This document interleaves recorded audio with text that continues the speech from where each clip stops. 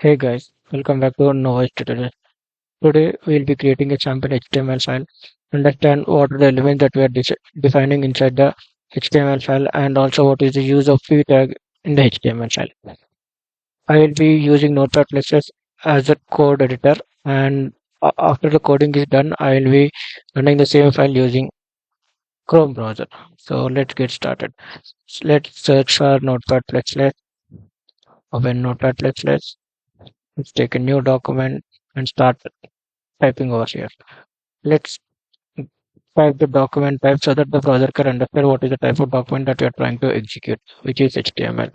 And the opening tag of the HTML to define this is the starting part of the HTML, and this is the closing tag, which is also the end of the HTML file. Let's change the language so that we can see the keywords in the colored format. Let's go to H and select HTML. Inside this, let's type head tag followed by a closing head. And let's define title so that we can see the title in the web page. Closing title tag followed by content of the title, which is sample title. Okay. Now let's come back to the main part of the HTML, which is body. Let's type body opening tag followed by body closing tag. Inside the body of the HTML, we can define what are the tag that we are working with. So in this tutorial, we will be working with what is p tag and what is the use of it. P tag in HTML is generally used to define a paragraph. And if you wanted to define multiple paragraphs, we will be writing, we will be defining multiple p tags inside the body content. And the browser is when you execute the same p tag in the browser, after each and every p tag, browser will give a line break. So let's type p tag, opening tag and closing tag. And inside the p tag, I have some paragraph.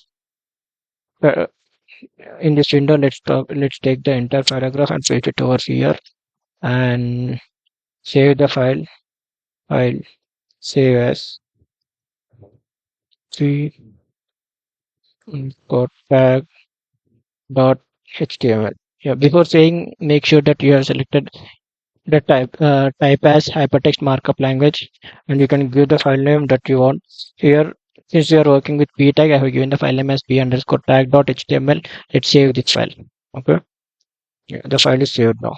Now let's find the file that we have saved into the folder over here, and yeah, let's select this p tag file. Right click, open with Google Chrome.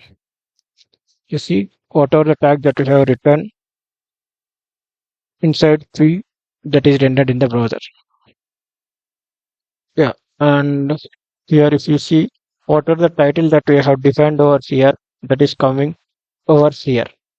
This is called the title of the web page. So let's change the title to s- some other thing and see whether the changes are getting reflected or not. So let's change the title to p tag demo. Let's save this file, come back to the browser and refresh the window by clicking on Control R, or else you can click on this, or else you can click on this refresh reload page. So I'm clicking on Control R in my keyword, that will refresh the page, and the moment the page gets refreshed, you can see the title of the web page is changed to p tag demo. And what are the content that you have typed inside the p tag, that is formatted like this. Let's see how we will get the how we will get if we have multiple paragraphs. In order to write multiple paragraphs, let's create one more p tag over here and